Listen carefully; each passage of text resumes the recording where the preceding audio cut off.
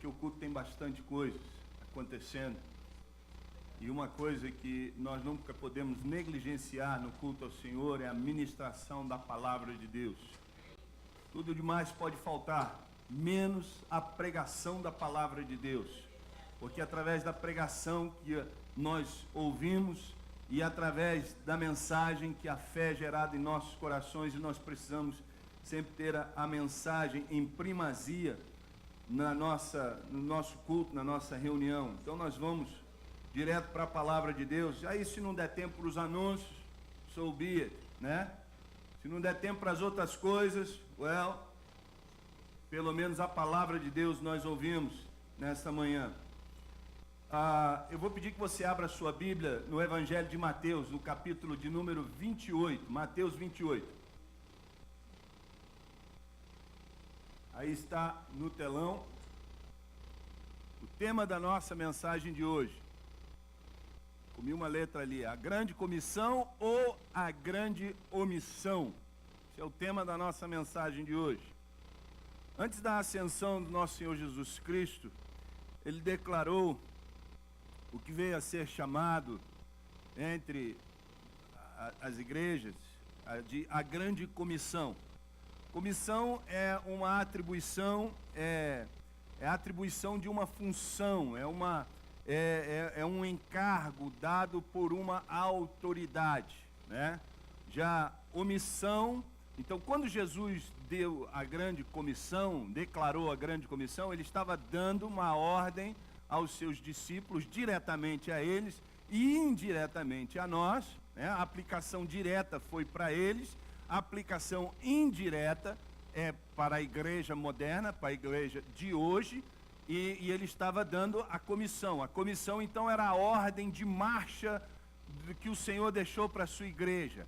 Ele deixa para os seus discípulos a expectativa dele, o que é que ele espera da igreja, o que é que ele espera dos seus discípulos enquanto ele não volta fisicamente.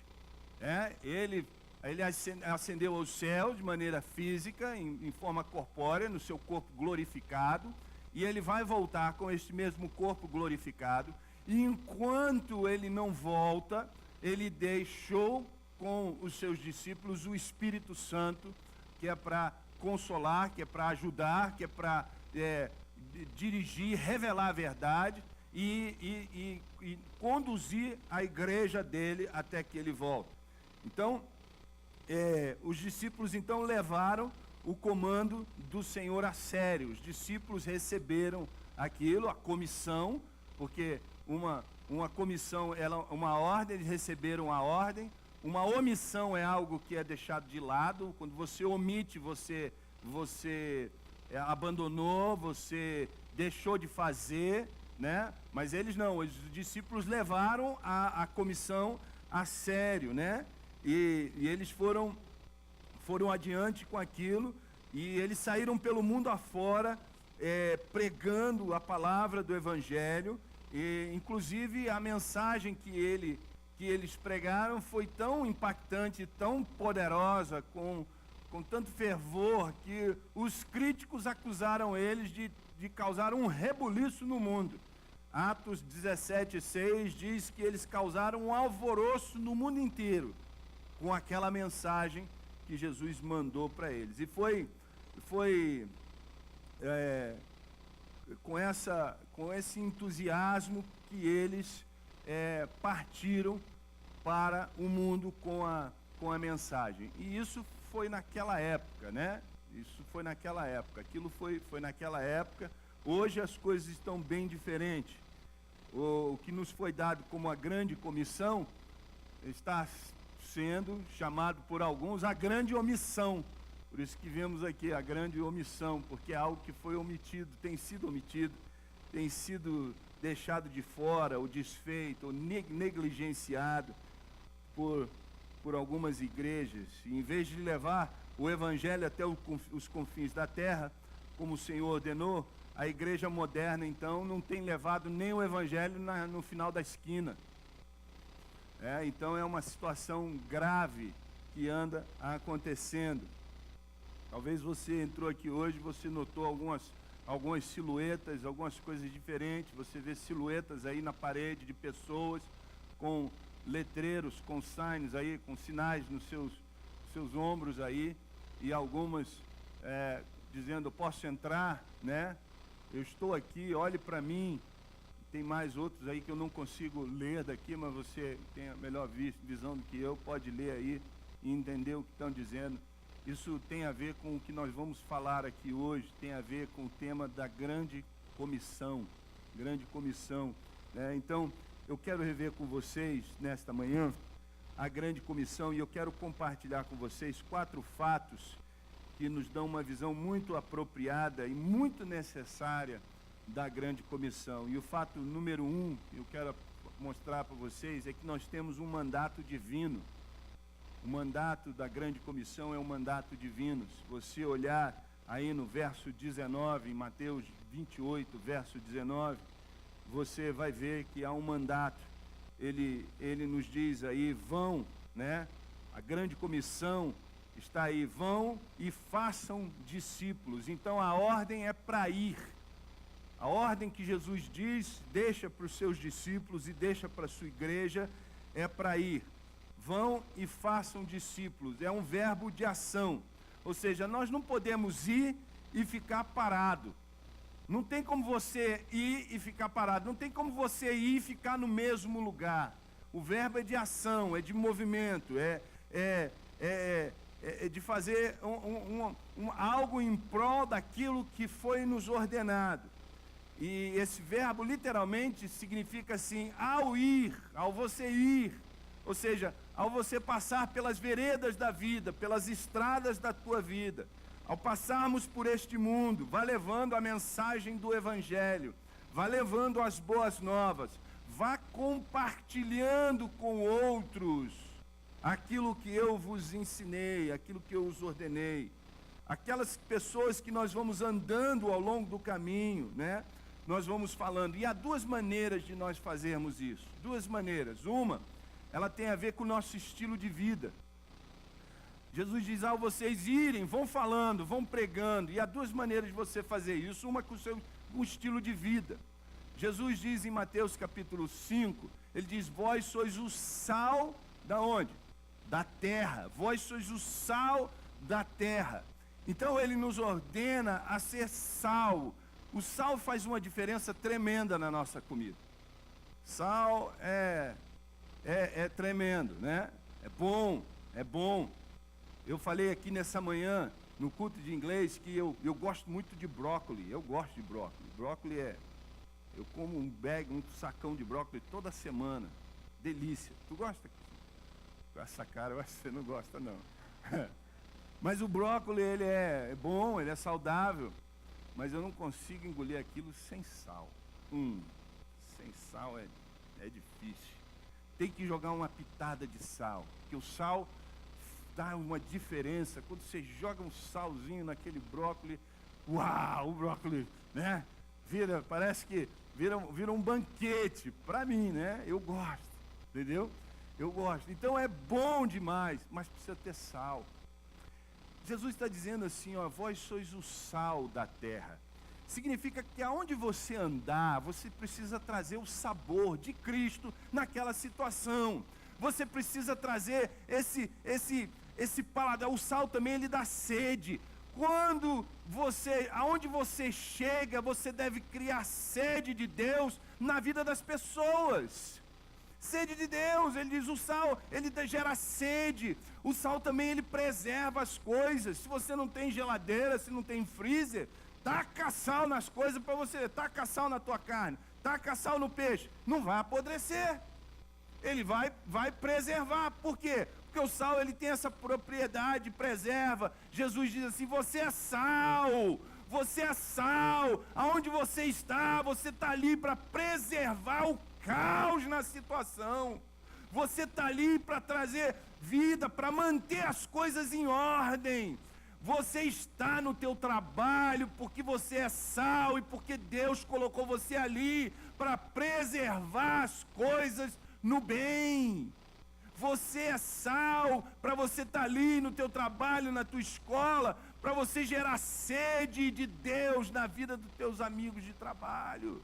Seja sal, ele diz, tem a ver com o teu estilo de vida, a maneira que você vive, a sua alegria, a sua paz, como você enfrenta lutas, como você enfrenta enfermidade, como você enfrenta as coisas do dia a dia da vida. Seja sal. Se alguém está fazendo coisas erradas do teu lado, você não participa porque você é sal. Está entendendo? É o estilo de vida. É como você vive. Vá pelo mundo afora. Conforme você vai andando nas veredas da vida, você é sal. Você é sal, você não se mistura, você é sal. Aonde você entra é para preservar, para trazer vida, trazer esperança. E ele diz, vocês são luz. Sim ou não? Vós sois a luz do mundo. Quando não há luz num local onde há trevas e não há luz, a gente corre o risco de tropeçar nas coisas. A gente corre o risco de se machucar, porque está escuro. Acho que todos nós aqui já tropeçou no escuro de noite. Dói pra caramba o dedo quando você dá uma topada de noite. Os crentes que é crente quase que xingam nessa hora, sim ou não? Você fala, eu só não xingo porque eu sou crente, mas eu estou com uma vontade louca de xingar agora. Porque dói. Não é isso? Por que você bateu o pé? Porque estava escuro, você não viu. Vós sois a luz do mundo, aonde você está, você tem que brilhar, porque o mundo jaz nas trevas, mas aonde Deus te colocou é para você ser luz. Luz, a luz mostra onde estão as coisas erradas, aonde estão os perigos da vida. Vós sois luz, o seu estilo de vida vai mostrar para as pessoas o que é certo e o que é errado. Essa é a maneira de você, uma das maneiras de você cumprir a sua grande comissão. Aonde você vai, seja sal, seja luz. Mas não pode ficar só aí. Vou tirar porque está quente. Irmãos, a outra maneira não é só nosso estilo de vida, tem a ver com os nossos lábios. Porque não basta você apenas, eu vou pelo meu estilo de vida, todos vão conhecer a Cristo. Não para por aí, você tem que falar, você tem que abrir os seus lábios, você tem que proclamar a mensagem do Senhor. Você tem que usar os seus lábios. Você vive um certo tipo de vida, mas também nós fomos ordenados a compartilhar a nossa fé. Nós devemos dizer para o mundo perdido o que Jesus fez por nós. E o que Ele fez por nós, Ele também pode fazer por vocês, Ele pode fazer por você. O que Ele fez por mim, Ele está mais do que interessado em fazer por você também. Então, é a mensagem do que Jesus fez na nossa vida. Em Marcos 16:15, ele diz, vão pelo mundo todo e pregue o evangelho a todas as pessoas. Palavra pregar significa anuncie. É como um arauto do rei. O arauto do rei, ele sai pelas cortes do reino, anunciando as boas novas do rei. O filho do rei vai casar! O casamento do filho do rei está chegando! É o arauto, ele vai pelas cortes, gritando as notícias do rei.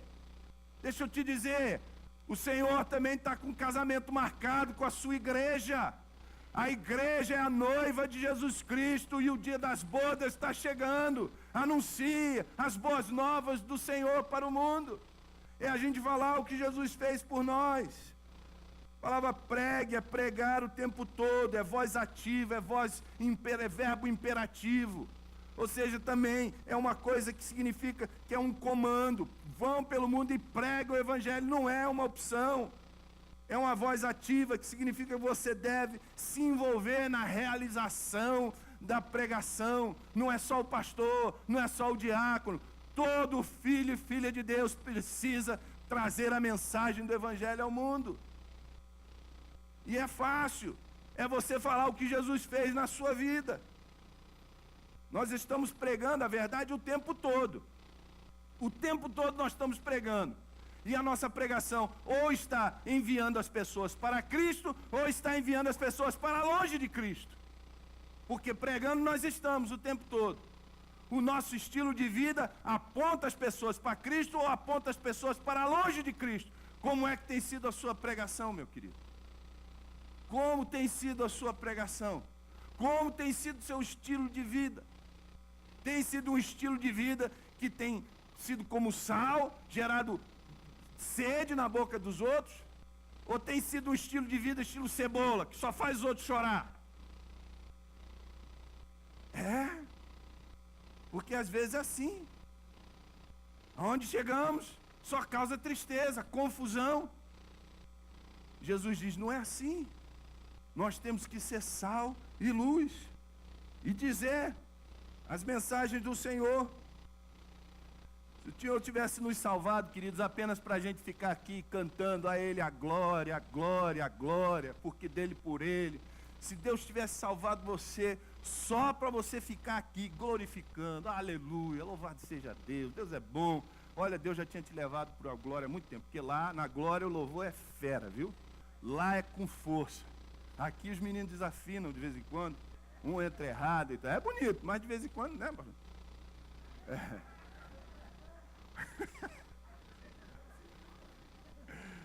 Mas lá na glória não tem isso. Lá na glória o louvor é perfeito. Lá na glória até o Luciano vai ministrar louvor lá, irmão.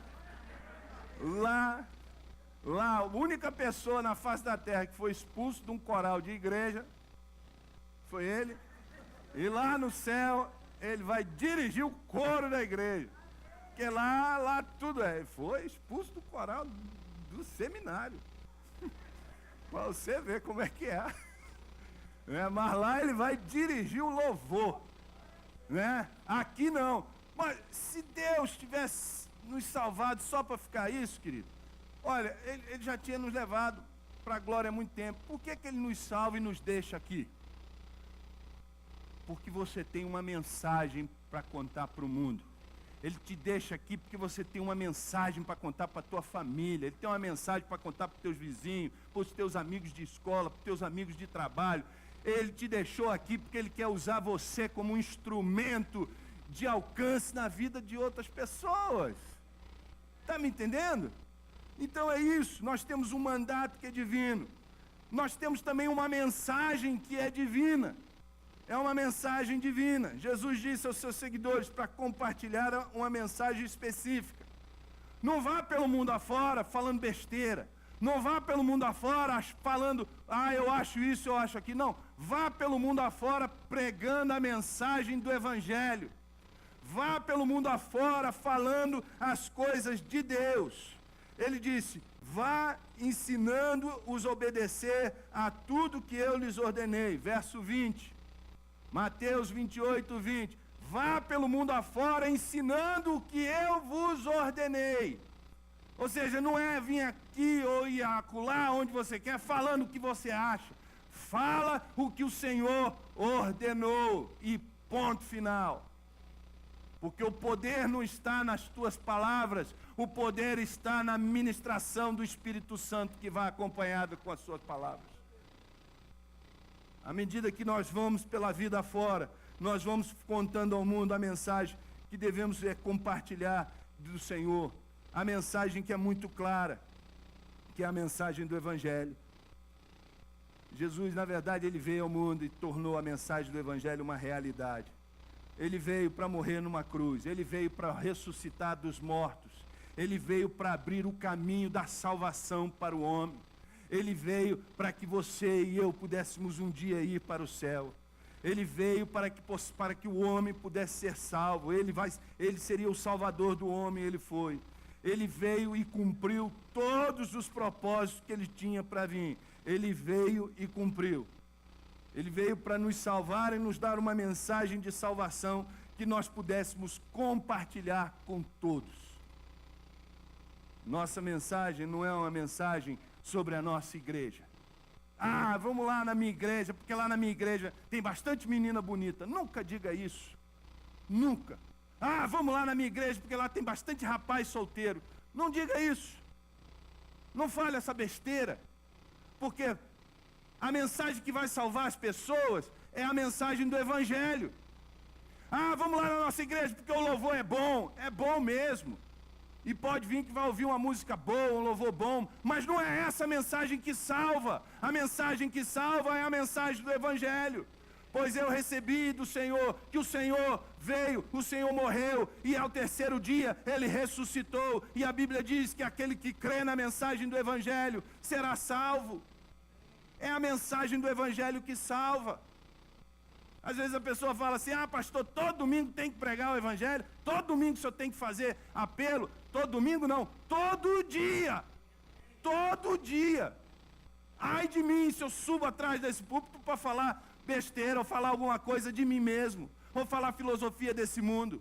Eu só tenho a autoridade de pregar o Evangelho e mais nada.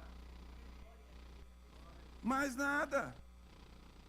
Nossa mensagem, ela é simples. E nós nunca podemos nos envergonhar do Evangelho. Romanos capítulo 1, verso 6 diz, eu não me envergonho do Evangelho. Por quê? Porque é o poder de Deus para a salvação de todo aquele que crê. Primeiro dos judeus, depois dos gentios ou dos gregos. É uma mensagem poderosa. E é a mensagem que todo mundo precisa ouvir. Todo mundo. É uma mensagem universal. É uma mensagem que tem potencial de mudar a vida e mudar a eternidade das pessoas.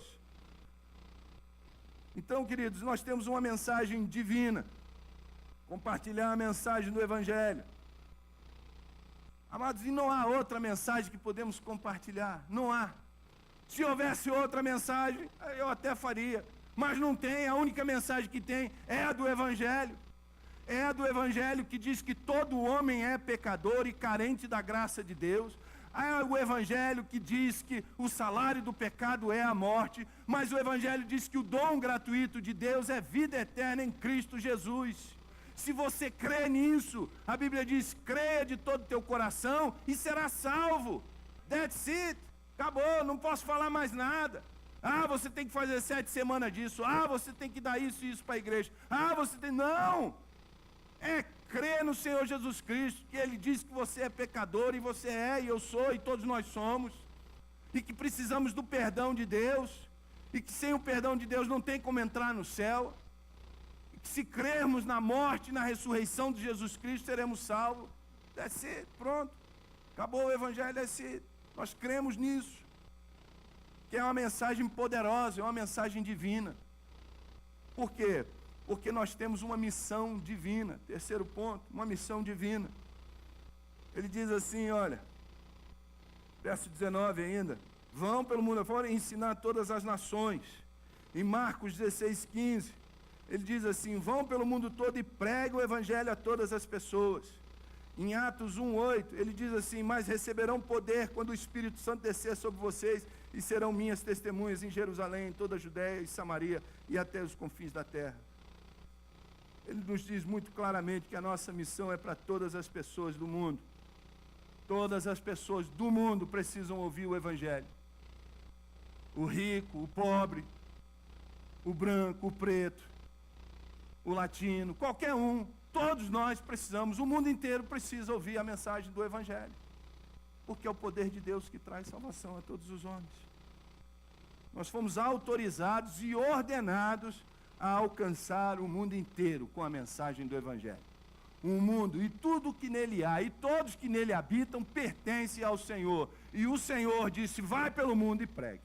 Então nós temos um mandato que foi divino, uma mensagem divina, uma missão divina. E quarto e último, não só isso, nós temos também um mentor divino do nosso lado. Veja o versículo 20. E estarei convosco sempre. Eu estarei sempre com vocês até o fim dos tempos. Sabe, queridos, quando você compartilha o Evangelho com aquela pessoa do seu trabalho, pessoa da sua escola, que você tem a oportunidade de estar compartilhando, naquele momento que você está ali falando de Jesus para a pessoa, não é você que está ali sozinho. A palavra de Deus diz que quando nós somos fiéis e nós compartilhamos a mensagem do Evangelho, ele diz assim: eu estarei com você até o fim do tempo. Ou seja, o próprio Senhor, na pessoa da terceira pessoa da Trindade, na pessoa do Espírito Santo de Deus, que está usando a sua vida como um instrumento para pregar o Evangelho para aquela pessoa que está do seu lado. Ou seja, você apenas está sendo um instrumento nas mãos do Senhor naquele momento, porque você não está sozinho. Por quê? Porque o nosso mentor está conosco. Ele disse: eu vou estar com você o tempo todo, até o fim do tempo eu vou estar com você, eu vou te ajudar, eu vou, na verdade, lá em 1 Coríntios, em Mateus 10, 19 e 20, ele diz assim: mas quando os prenderem, e não se preocupem quanto o que vão dizer, ou o que dizê-lo, naquela hora lhe será dado o que dizer, pois não serão vocês que estarão falando, mas o Espírito do Pai o Espírito do Pai de vocês falará por intermédio de vocês. É claro que ele está dizendo ali num contexto de quando você é preso por causa da sua fé. Ele estava dizendo para os discípulos nesse contexto. Então, ele diz: não se preocupe no que você vai dizer, porque não vai ser você que vai dizer, vai ser o Espírito do meu Pai que está em você que vai dizer as coisas. Em outras palavras, toda vez que a gente está compartilhando o nosso testemunho, toda vez que a gente está compartilhando o Evangelho, a gente está num tribunal defendendo a nossa fé. A gente está num tribunal espiritual combatendo o inimigo da nossa alma. E a gente está ali, e o Senhor está ali conosco, e é Ele que está botando palavras na nossa boca. A gente tem que depender do Senhor mesmo, dizer: Senhor, me ajuda. Eu conto com a sua ajuda, eu sei que tu estás comigo, eu sei que é o Senhor que vai usar a minha boca, que vai usar a minha mente. Toma meu corpo, toma minha mente, usa-me, Senhor. E Deus usa, porque Ele prometeu que iria estar conosco todos os tempos. Ou seja, nós temos a promessa da sua presença, nós temos a promessa do poder de Deus na nossa vida. Em Atos 1:8, ele diz: foi-me dada toda a autoridade nos céus e na terra. E ele também disse: mas receberão poder quando o Espírito Santo descer sobre vocês. Ou seja, não só a presença dele está conosco, mas o poder do Senhor está do nosso lado. Aonde que está? Na mensagem do Evangelho sendo proclamada por nós. Sabe, queridos, eu não sou uma poderosa testemunha, nem você é. Mas a mensagem que nós carregamos no coração, ela é poderosa. Ela é poderosa para mudar vidas. Ela é poderosa para libertar o cativo. Ela é poderosa para mudar a eternidade das pessoas.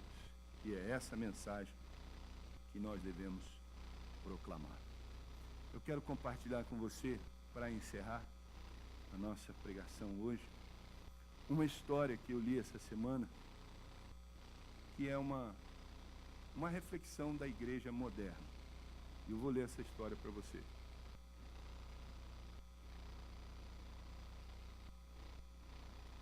Diz que em um litoral muito perigoso, onde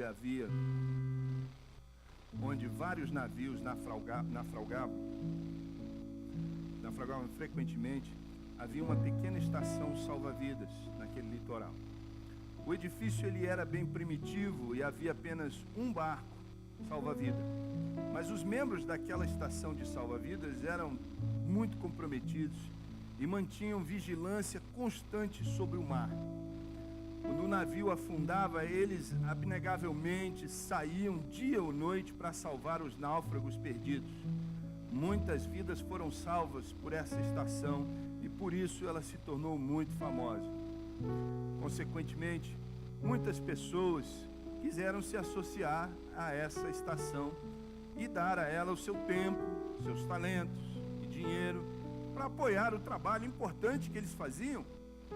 Novos barcos foram comprados, novas equipes foram recrutadas, sessões de treinamentos formal passou a ser oferecido. À medida que a adesão à estação de salva-vidas cresceu, alguns membros ficaram infelizes porque o edifício era muito primitivo e os equipamentos muito desatualizados. Eles queriam um lugar melhor para acolher os sobreviventes retirados do mar. Então, eles substituíram as salas de emergência e colocaram camas, colocaram melhores móveis no edifício. O edifício foi todo redecorado. Agora, o posto de salvamento tornou-se um local de encontro popular para os seus membros. Eles reuniam-se regularmente e era evidente que eles se amavam. Eles cumprimentavam-se, eles se abraçavam, eles compartilhavam os eventos, comiam juntos até, e falavam, compartilhavam tudo que tinha acontecido em suas vidas. Mas agora, poucos membros estavam interessados em ir ao mar em missões de salvamento. Eles contrataram então uma equipe de salvamento marítimo para fazer isso por eles. Naquela época, um grande navio naufragou na costa. E a equipe de salva-vidas contratada trouxeram os náufragos para a estação salva-vidas. Os sobreviventes estavam com frio, molhados, sujos, alguns doentes, outros até quase afogados. Alguns deles eram de pele negra, alguns tinham pele amarela, alguns falavam bem inglês, outros mal conseguiam falar inglês. Alguns eram passageiros de cabine de primeira classe do navio, outros eram apenas marujos. O lindo hall de encontros se tornou um lugar de caos. Os tapetes ficaram todos molhados e sujos. Alguns móveis requintados arranharam. E assim a comissão de patrimônio imediatamente mandou instalar um chuveiro do lado de fora da casa, onde as vítimas do naufrágio poderiam se limpar antes de entrar. Na seguinte reunião administrativa, houve grande polêmica na membresia. A maioria dos membros queriam parar as atividades de salva-vidas do clube, pois eram desagradáveis e um obstáculo para a comunhão normal dos membros. Outros membros insistiam que salvar vidas era o propósito primário e apontaram para o fato de que eles ainda não eram chamados de estação salva-vidas. Mas eles foram finalmente e perderam na votação e disseram que eles, se quisessem salvar vidas de todos os tipos e de todas as pessoas que se naufragavam, eles teriam que começar a sua própria estação de salva-vidas ao longo da costa. E sabe o que aconteceu? Foi isso que eles fizeram. Abriu-se então uma nova sede de salva-vidas.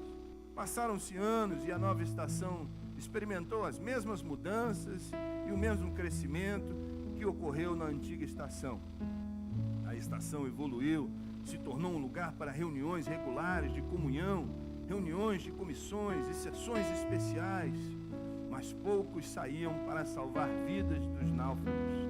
As pessoas que eram resgatadas dos naufrágios não eram mais bem recebidas na nova estação de salva-vidas. Assim sendo, uma outra seção de salva-vidas foi fundada mais além da mesma costa. E a história continuou a repetir-se. Se você visitar este litoral hoje, você vai encontrar uma série de locais adequados para encontros, para reuniões e assembleias, com amplos estacionamentos, com tapetes de luxos, móveis de requintes. Porém, naufrágios ainda continuam sendo frequentes naquelas águas, mas a maioria das pessoas se afogam e morrem. Essa aqui é uma parábola da igreja moderna. Uma parábola da igreja moderna. Eu li também essa semana uma estatística interessante, falando sobre a igreja moderna. Diz que 95% dos cristãos nunca ganharam uma alma para Cristo. 80% dos cristãos não testemunham da sua fé em Cristo de maneira consistente. Menos de 2% dos cristãos estão envolvidos no ministério de evangelismo. 71% não contribuem financeiramente para a obra de Deus. Interessante, queridos, que é triste, mas é um retrato da igreja moderna. Às vezes nós nos tornamos mais preocupados com o edifício do que com pessoas. Às vezes a gente fica mais preocupado com o carpete, com a cadeira, do que com as pessoas que estão se naufragando no pecado, um pouquinho além das quatro paredes nossas. Às vezes nós estamos mais preocupados com o nosso conforto, estamos mais preocupados com a qualidade da música, com a apresentação do sermão, do que com a vida de um pecador que está prestes a passar a eternidade inteira no inferno. Nós ficamos mais interessados no nosso conforto pessoal do que na salvação de outras pessoas. Ah, mas nós queremos que as pessoas venham para a igreja. Claro que nós queremos, desde que elas sejam da mesma cor da minha pele, desde que ela fale a mesma língua que eu, desde que ela se pareça conosco. Aí ela pode vir. Amados, a mensagem do Evangelho é para o mundo todo. Por isso que você vê as silhuetas aqui. São pessoas representadas aqui, pessoas diferentes. Diferente de você, diferente de mim. Mas pessoas que precisam e querem, muitas vezes, conhecer o seu Deus. Às vezes não tem coragem de vir à igreja sozinho porque não conhece ninguém. Ontem eu estava numa reunião e eu convidei um rapaz para vir à igreja. E ele estava aqui hoje no culto da manhã. Ele veio. Totalmente diferente de nós. Totalmente diferente do nosso estilo. Mas está com sede de Deus. Sede de Deus. Nós precisamos sair da nossa zona de conforto e fazer aquilo que Deus nos chamou para fazer. Será que a grande comissão se tornou a grande omissão da sua vida e da minha vida? De alguma forma, nós passamos a acreditar que a nossa única responsabilidade é de vir à igreja pelo menos uma vez por semana, orar quando der, né, pastor? Se der, eu oro. Se eu não tiver nada no meu schedule, eu venho na quarta-feira orar. De alguma forma, nós achamos que Jesus nos salvou para que nós pudéssemos, então, ir à igreja algumas vezes por semana, orar de vez em quando, ler a Bíblia. Eu não sei ler, eu não... De alguma forma, nossa obrigação, nós passamos a acreditar que a nossa obrigação era viver apenas um pouquinho melhor do que as pessoas lá do mundo. Nós esquecemos que o cristianismo é uma fé militante, é uma fé ativa. O nosso chamado não é para aguentar as pontas até o fim, não. Jesus disse: eu edificarei a minha igreja e as portas do inferno não prevalecerão contra elas. O nosso chamado é militante, é para invadir as trevas com a luz do Evangelho e sacar aqueles que estão lá aprisionados, acorrentados pelo pecado, pelo diabo, pelos vícios, e trazer para a luz do Filho amado de Jesus. O nosso chamado é para ir ao mundo inteiro, levando a palavra de salvação para o mundo inteiro. Nossa ordem não foi para ficar sentado assistindo o mundo perecer no inferno, não. O nosso chamado foi para marchar com a ordem, com a mensagem do Evangelho.